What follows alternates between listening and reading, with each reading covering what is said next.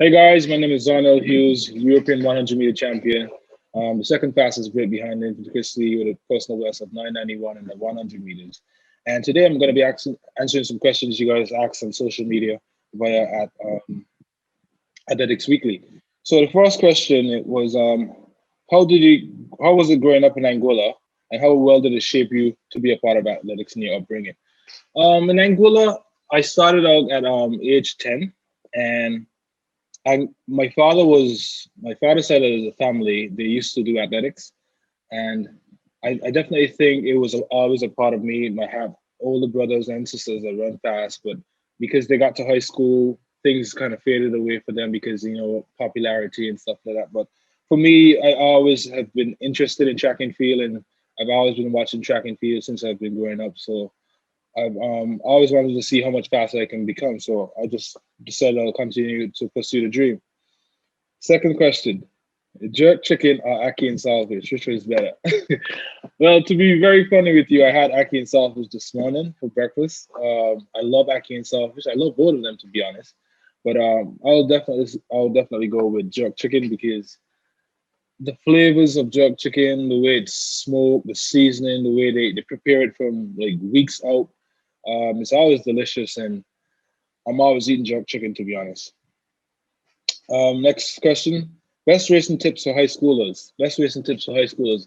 Um, when I started out track and field and when I moved to Jamaica, I was running pretty fast and competing against some of the high school students out here. Jamaicans are really, really fast, like really fast. The time when I came here, guys were running 10-4, 10-3 at the age of 16, 17, and I needed to be up there with those guys. So for me, I applied myself. I started training myself as if I was somewhat of a professional athlete at the time.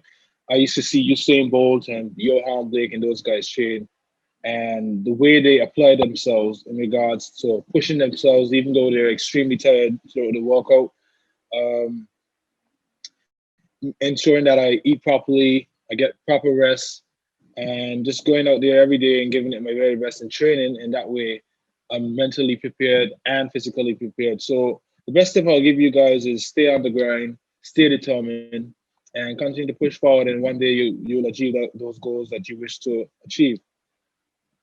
Number four question is outside of sprints, what events are you most likely to be watching, and who's your favorite track and field athlete all time?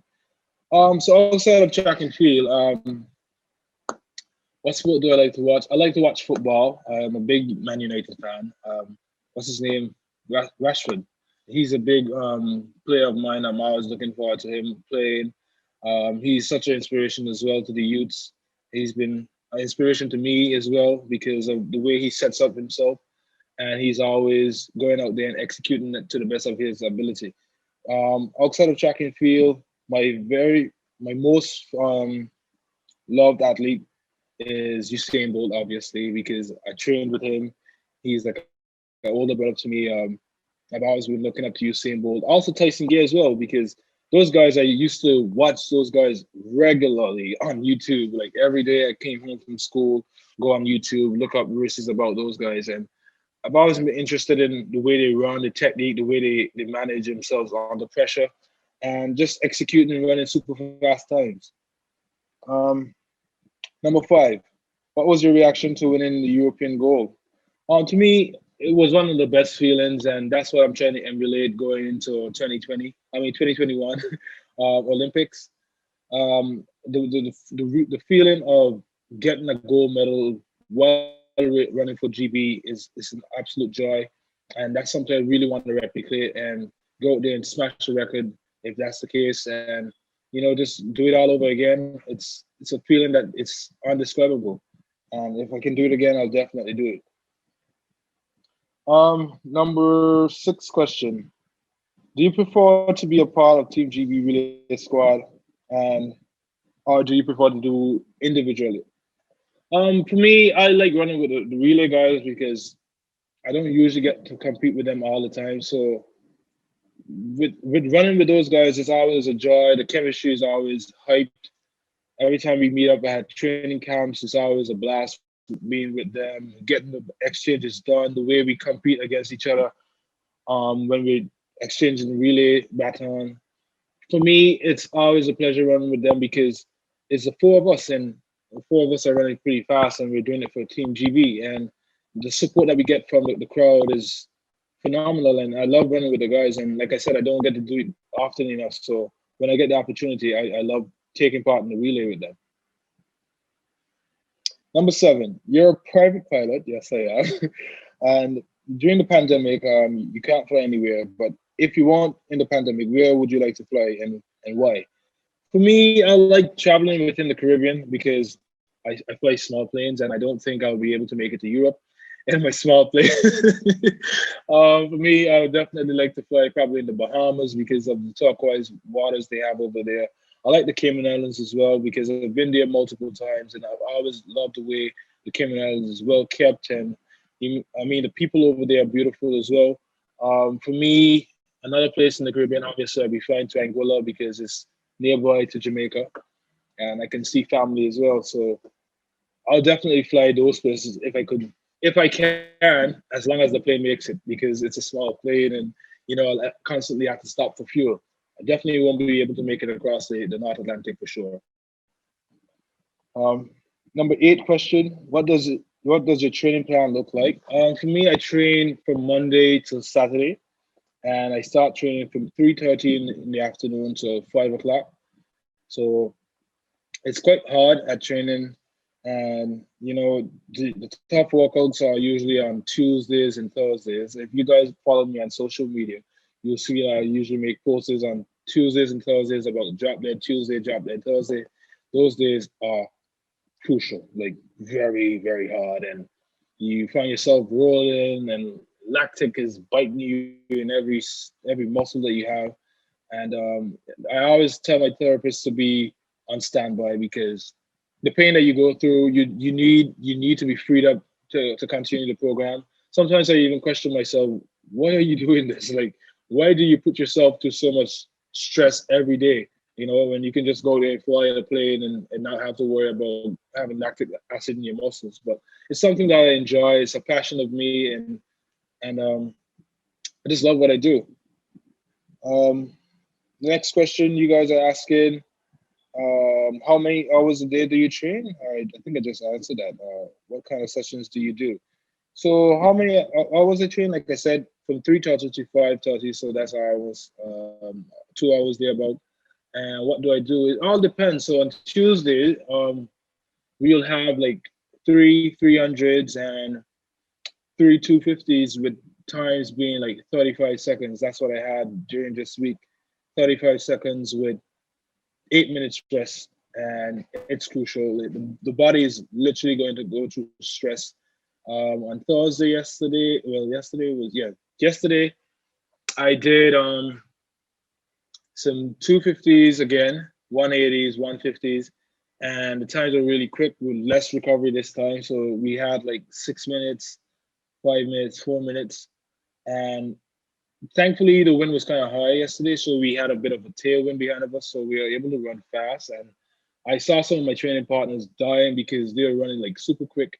But once you have a tailwind behind you have to train smart sometimes. It's not always going out there blasting every day. So because me, I know about tailwinds and headwinds as a pilot. I use the tailwind, so I usually get up hard on the first 50, and then I'll travel down the back straight away and let the tailwind just push me along the way, and that way I make the time easier without having to use up too much effort. So you have to be smart in training. Some guys are just going to go hard and blast out, and then they die. The next question: what's your max in a 1 rep squat and bench press?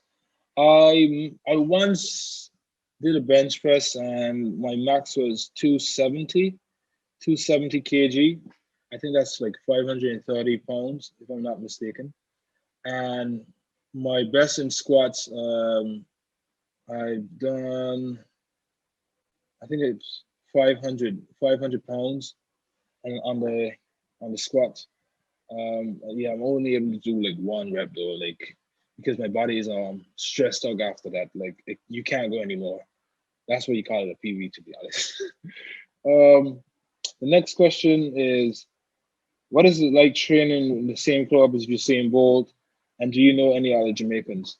Well, when Usain was there, it was a joy training with Usain because here you are training with the world's fastest man. You watch this guy regularly on TV and the way he goes out there and perform, and the way you see him dying in training, you're like, wait, you don't actually see this guy dying on the track when he's out there competing. So the stress that he goes through and the mental aspects of the way he prepares himself mentally in regards to the program. So, for instance, like I said, the 300s, the 250s, 180s, those things are back to back. Because I've seen how Usain train and the way he pushes himself throughout the workout, and he has his therapist on standby as well, like I did, like I do actually. But the only thing is that he used to get massaged with an ice rag, like, so, for instance, when he's been dying there with the lactic acid in his leg, his therapist will come down and bathe him down with ice water and help him to recover, and then he'll go again. So, train with Usain and many other Jamaicans like Johan Blake and Warren Weir and those guys when they were there. It has always been a pleasure of mine. I've always been inspired daily.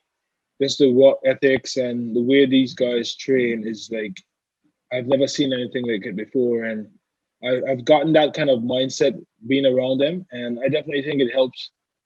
And especially because Jamaicans are so fast, this is the sprinting capital of the world, so it's a blessing to be here with them, and I'm really grateful for Coach Glenn Mills to have me a part of his club.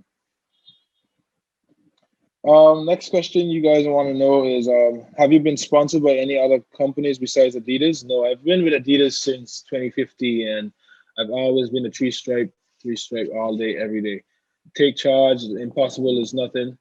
And for me, I'm always happy with Adidas products. The spikes are one of the best spikes out there.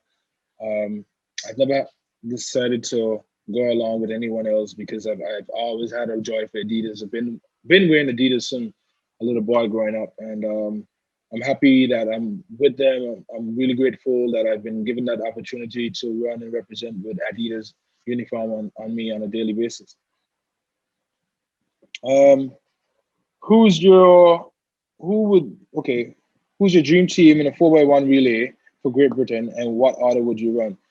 Oh, that's a good question. I'll definitely go with some old guys though. No pun intended by me saying old guys.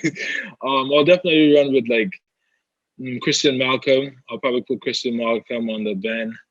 I'll run the back straight away.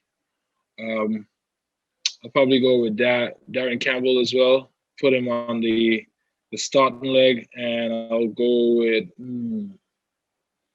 probably John Riggers. I'll have him on anchor. I definitely think that would be an explosive team, and we can probably smash the world record. Yeah, that's the team I'll definitely go with. Chris, the way Christian runs the band is like crazy. John Regis runs a great band as well, but I'll definitely put Christian on the band and John Regis on anchor and Darren Campbell as a starter. Yeah, that would be the setup, and I definitely think we'll be one to be reckoned with. And the final question you guys want to know: what times would it take to make it on the podium for the gold medal in the 100 meters or 200 meters? The way you track and field is going right now, I definitely think in the 100 meters, anywhere from 990 to probably about 985 to 982 could probably get you a gold medal in the 100 meters.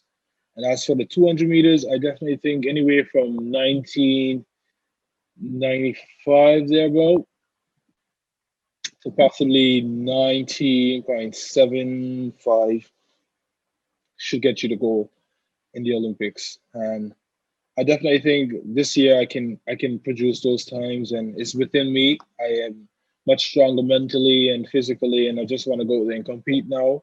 But besides the pandemic being here, I'm just staying on my grind on a daily basis and making sure that the work I'm putting in will be something I can reap my reward from later down in the when the Olympic comes around. I definitely would like to say thank you guys for tuning in. It's been a pleasure answering these questions. Tune into Athletics Weekly, ask your questions to many other athletes, and I definitely think it's something that you guys are doing that is very enjoyable. You don't usually get to see the side of the athletes, and I'm happy that you guys reach out to me and would like to know these questions, and I'm happy to answer them anytime you wish to do so. Again, I'm always open to do it. And I would like to say very much a huge thank you to Athletics Weekly for having me on this week to be a part of this. Thank you.